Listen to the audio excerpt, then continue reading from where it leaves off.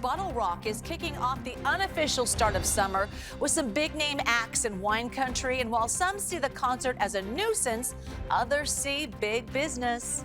I might as well get something out of it as well. So I sell my parking out in front. We'll meet the neighbors, turning the extra crowds in their community into cash. And we've got our eyes on the Memorial Day getaway rush from the roads to the airports. And we'll see how passengers are faring on the first major travel weekend since the Real ID deadline. First off, I didn't realize that the Real ID was needed. I thought that was coming up much later. And they've been using their voices to promote acceptance for decades. But could federal cuts set back the mission of the San Francisco Gay Men's Chorus? To show the world, show our community what love and joy looks like on stage. And later, meet a young dancer sharing his culture after being crowned the king of Carnival. I started dancing when I was very young. I'm from Colombia, Neiva, Huila, the capital bambuquera de America. This is CBS News Bay Area with Juliette Goodrich. Good evening. The holiday weekend already in full swing in wine country. Tens of thousands of concert goers are flocking to Napa for the three-day Bottlerock Music Festival. Big names like Green Day and Justin Timberlake are set to take the stage. I see Daw Lin right there. He's in the crowd. Let's just go straight to you, Daw. What's going on there? Oh boy, it is a sea of people here on day one of Bottlerock Music Festival. Take a look at this. This is right in front of the main stage. We're talking about thousands and thousands of music lovers, fans. They're listening to right now Sublime, the 90s punk rock band, and they're going to take the stage here for about 2 hours. After that, it's going to be the headliner and Bay Area favorite Green Day. Green Day is going to take the stage at 8 o'clock here on the main stage. Boy, a lot of exciting fans, but also the neighbors are very much excited about this because they get to do a little bit of side hustle and make some extra money.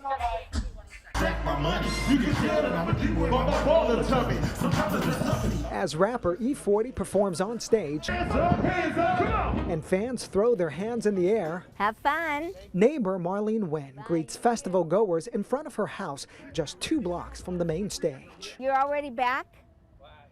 Oh, break time. She says if you can't beat them, join them. She sees Bottlerock as a win-win event. Make lemonade out of lemons.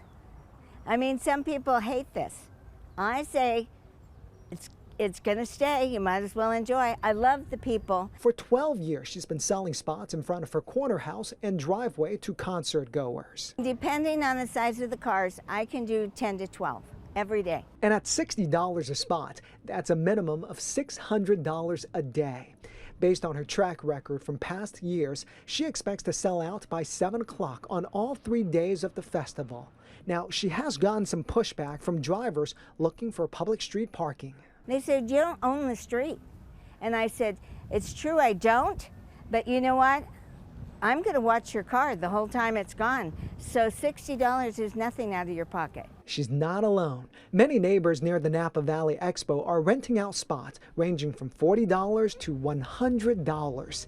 The Bottlerock parking lots for Friday and Saturday are sold out. This year we're charging $70, and we can fit about 25 cars in this lot. Dessa Benstock runs an animal rescue called Ripple Effect, taking in pets that have a hard time finding homes, like Esther, who lost 2 legs. I take some of the proceeds from parking cars here and help animals in the community. I do a lot of spay neuter, trap neuter release. Besides renting out parking, neighbors are selling food and drinks in front of their homes. Some are even renting out rooms to concert goers. It's great if people can make a few bucks off of it too, you know, and a few neighbors have rented out their cottages, you know, and you can get $400 or $500 a night. That's what the hotels are charging. As for Marlene, it's pretty fun. She gets to listen to live music in her front yard and make money from her side hustle. I'll put it toward a scholarship for my son who passed away. So I put part of the money for that. Yeah, share the wealth, right? And as you can see, the nice weather and just a lot of music lovers, some standing up, some sitting down, but there's not an empty spot here right in front of the main stage. Again, the 90s punk rock band Sublime is right now performing as we speak. They'll go on for another approximately 2 hours, but there's going to be another music festival here next weekend as well. Same location, so the neighbors are going to take advantage of that, and they're going to continue to side hustle for another weekend. Again, sharing the wealth, they say it's a win-win situation. Juliet, I'll send it right back out to you. You're rocking it. All right, Doc, thank you. And for those heading up to Napa, you probably have a lot of company on the roadways this weekend. So here's a look at our traffic map in the North Bay. Some slow pockets, but if you're coming from San Francisco or the East Bay, there's a little bit of slowdowns along Interstate 80 you can see right now. So just be safe out there. Right now is one of the busiest windows for driving this holiday weekend. So here's a live look at our Bay Area bridges, and AAA is predicting a new record of more than 45 million Americans traveling more than 50 miles, both driving and flying. Looks like the Bay Bridge has a backup right now, but other roads are moving right along. Many out-of-towners are headed here to the Bay Area, and according to AAA, San Francisco is one of the top 10 Memorial Day destinations in the country. Makes sense. The Bay Bridge is pretty packed. Today is also expected to be the busiest day in the air for this 3-day weekend. It's the first major travel weekend after the rollout of the Real ID. We've told you about that. We spoke to travelers at San Jose Mineta about the change. Seamless. Just another ID card to me. Didn't have any issues. Didn't see any issues. Didn't hear anybody yelling or screaming. So it seemed like everybody got what they needed today for the most part, at least from my end. No problem. Didn't see any effects of it at all. I have had it since during the pandemic, and I sailed through. There was no issues at all. All right, so no major issues from our very informal survey, which is good news. The FAA says nearly 54,000 airline flights are scheduled across the United States. All right, let's give a live look at Alcatraz. The popular tourist attraction is expecting some extra visitors this holiday weekend. The former prison is gaining a lot of new attention following President Trump's call for its reopening. The site has been closed since 1963. Former Attorney General Robert F. Kennedy shut it down because of its high operating cost. Yesterday, the head of the Golden Gate National Recreation Area revealed the Federal Bureau of Prisons visited the site last week for an assessment and plans on visiting it again. Community members are calling out the Trump administration for pulling back funding they hoped would shore up Pacifica's coastline. The city was pursuing a $50 million grant known as BRIC, Building Resilient Infrastructure and Communities, to build a new seawall. But then last month, the White House canceled it. We are a small bedroom community, and we are the recreation playground for San Mateo County, the Bay Area, and the state. With no BRIC funding, we are not going to be able to continue to provide safe access for our residents and for all the visitors to Pacifica. Congressman Sam Liccardo was with the mayor today checking out the areas damaged by past flooding. The mayor says repairs have cost about $7 million over the past decade. The Trump administration's federal overhaul is also affecting the arts right here in the Bay Area. The San Francisco Gay Men's Chorus is one of many organizations that just found out the National Endowment for the Arts decided to terminate a previously awarded federal grant. Max Darrow spoke to the group about what the loss of funding could mean for its mission of spreading inclusion. Good luck, baby, good luck. Finding his place among this ensemble of voices nearly 10 years ago, you make a new excuse, was instrumental in Tom Paulino's journey to find his voice as a gay man. It's nuanced my understanding of what it meant to be a queer person and how we all come to be who we are and find ourselves here in San Francisco. He is a member of the San Francisco Gay Men's Chorus. The group has been around since 1978, singing, teaching, and reaching out into Bay Area communities on a mission to promote acceptance, awareness, and inclusivity. But in 2025, his group and its mission has run into a roadblock. Any time that the pendulum swings towards progress, we always know that there is often a backlash to that, and we're currently living in an enduring period of backlash. The San Francisco Gay Men's Chorus is one of many organizations that just found out the National Endowment for the Arts, the NEA, decided to terminate a previously awarded federal grant. The rationale, according to the email that Chorus CEO Chris Verdugo received, the NEA is updating its grant-making policy priorities to focus funding on projects that reflect the nation's rich artistic heritage and creativity as prioritized by the president. That isn't surprising, knowing what we know, but it is devastating, to be honest. It's clear that they are trying to silence LGBTQ voices or trying to silence our stories. Verdugo says they were expecting around $75,000 to help fund the Rhythm education program. Rhythm, Reaching Youth Through Music, is a program about empowering not just queer youth, but their allies to be their authentic selves, to be the best selves that they can for themselves and their school systems. Though the times may be changing, Paulino's resolve is holding strong. The thing that I've always found a lot of solace and a lot of hope in is when you look around at all of your allies, whether they are queer people or straight people or people of color or women, anybody from a marginalized community that has had any sort of injustice thrust upon them by society or by somebody in power. I always know that those people are the ones that band together eventually to pull our communities and our culture forward. His eyes are set on 2 upcoming concerts in Sonoma County and in San Francisco. To show the world, show our community what love and joy looks like on stage. Continuing to reach communities, one note at a time.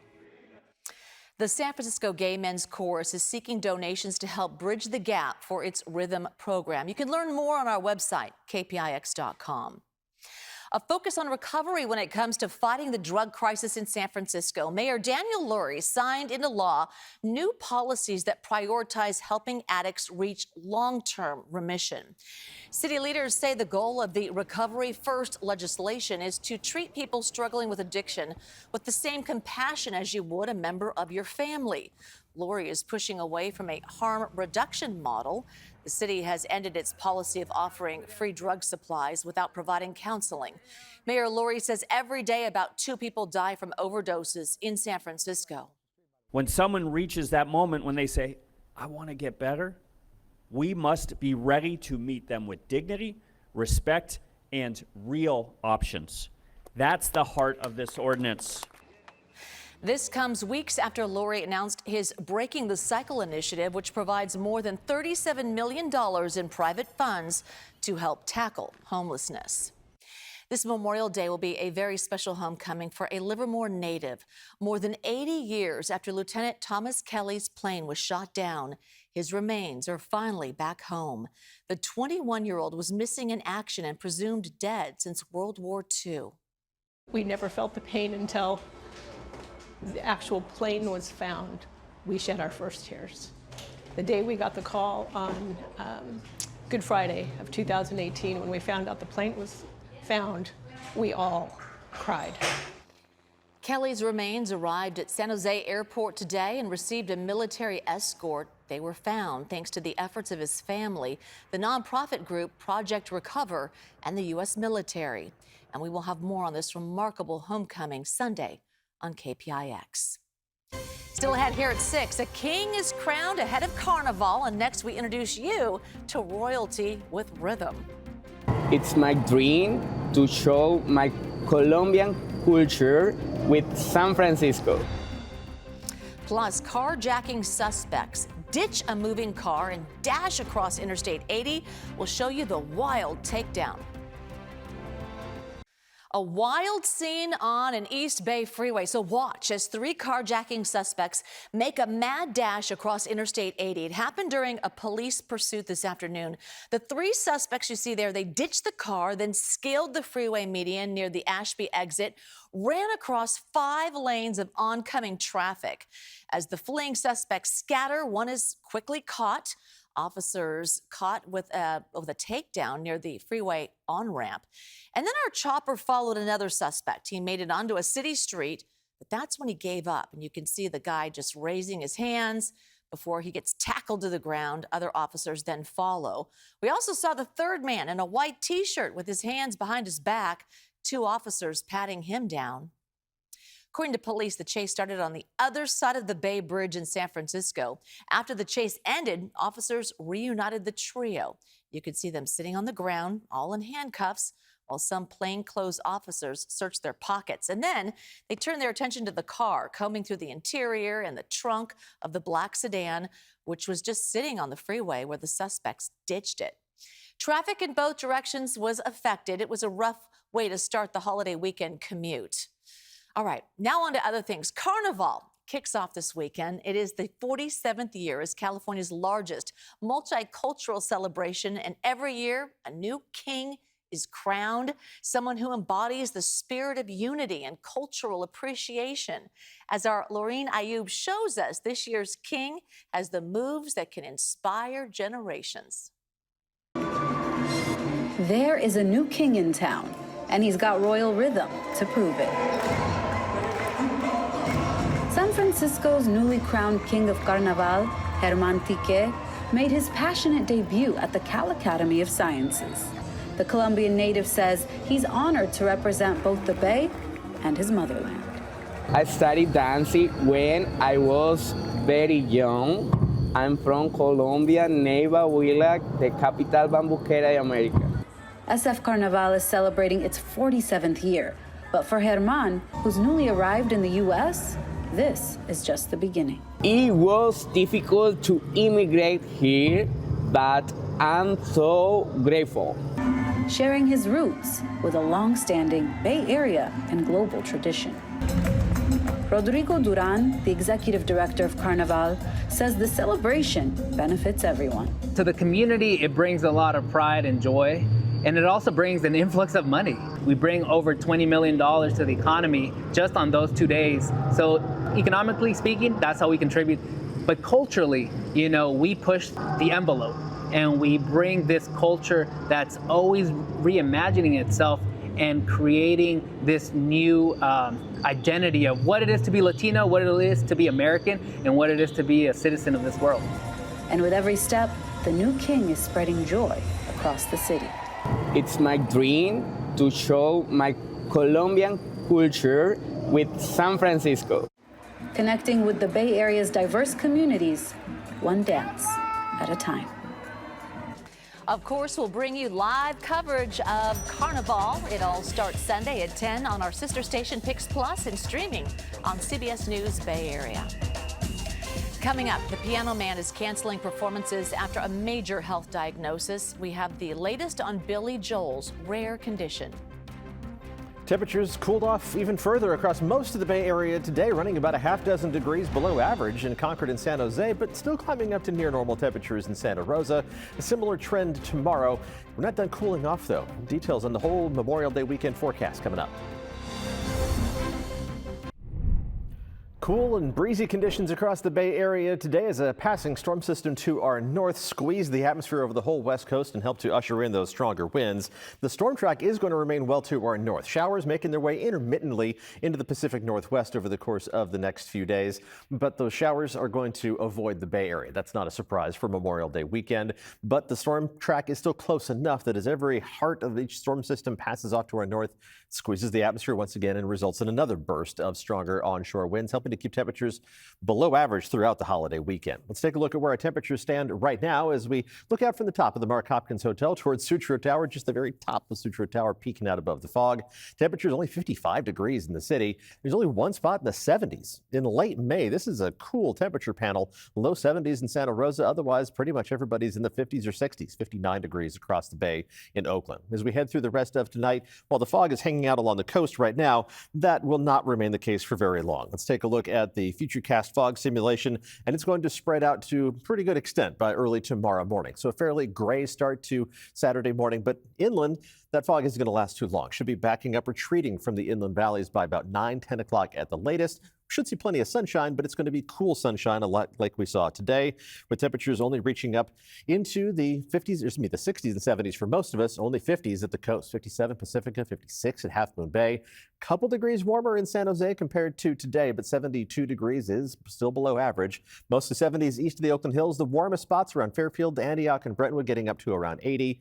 Mostly 70s for the North Bay, The farther north you go, temperatures once again reaching up a little bit higher, even up into the middle portion of the 80s around Healdsburg by tomorrow afternoon. So not everybody necessarily staying cool, but most of us are going to be running below average, with temperatures even dropping a little bit more for the second half of the weekend on Sunday.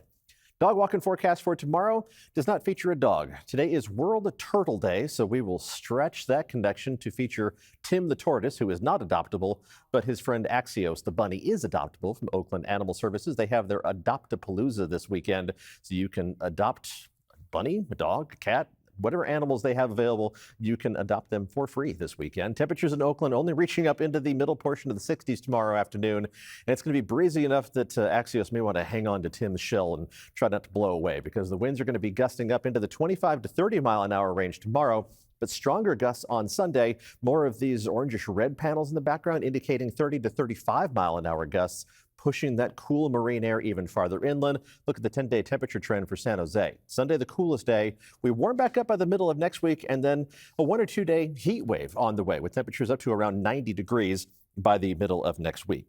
By the end of next week, excuse me. Let's take a look at the 7-day forecast. We'll start at the coast, where temperatures are going to go back and forth in the 50s and low 60s until next Friday, when you manage to climb up into the mid-60s. Temperatures around the bay also warm up by the end of next week, up into the mid-70s, with the biggest warm up farther inland.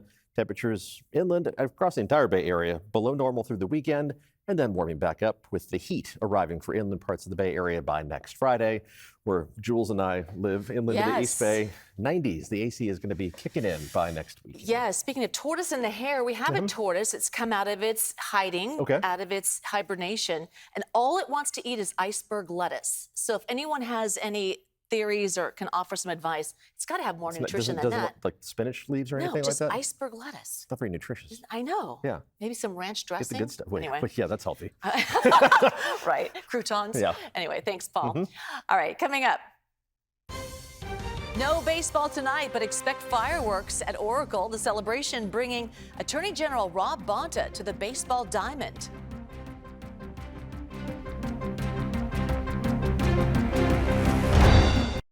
Sing us a song, you're the piano man. Sing us a song tonight. Singer Billy Joel just revealed he has a rare brain condition called normal pressure hydrocephalus. It affects his hearing, vision, and balance.